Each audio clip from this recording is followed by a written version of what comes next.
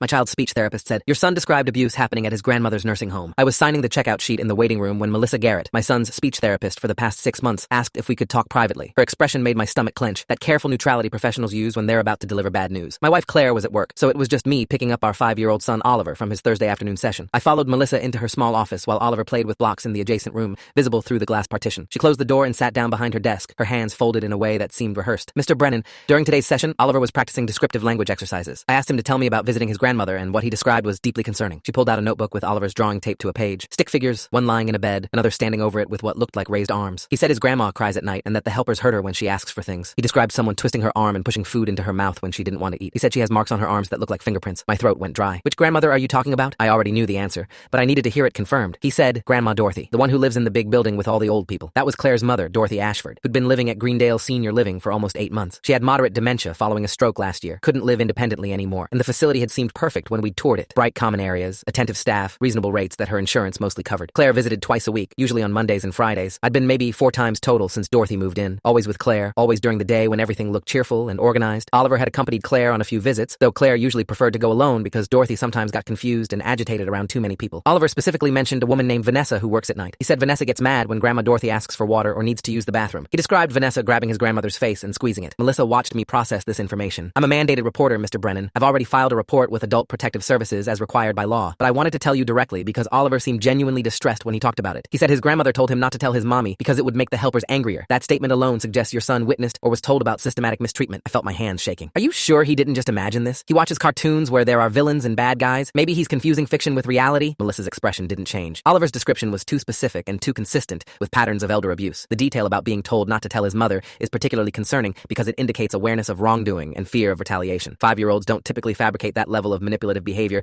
unless they've observed it or been told about it directly. I drove home with Oliver chattering in the back seat about a YouTube video he wanted to watch, completely oblivious to the bomb he'd just detonated in our lives. I called Claire from the driveway before going inside, my voice tight as I explained what Melissa had said. Claire's response was immediate and defensive. "That's ridiculous. I visit Mom twice a week. I would know if something was wrong. Oliver probably misunderstood something he saw or heard out of context. You know how kids are. They exaggerate everything." Her dismissiveness felt wrong, too quick and too absolute. Melissa filed a report with APS. "This is official now. We need to take it seriously." Claire was silent for a long moment. "Don't do anything until I get home. We'll talk about this together. I'm leaving work now." She hung up before I could respond. I sat in the car watching Oliver unbuckle himself and climb out, his dinosaur backpack bouncing against his shoulders. He was 5 years old and apparently carrying knowledge about his grandmother being abused, knowledge he'd been specifically told to keep secret. Claire arrived home 40 minutes later, her face flushed and her movements jerky with stress. We sent Oliver to play in his room. We sat at the kitchen table, and what happened next changed everything. Full story is linked below or on my channel.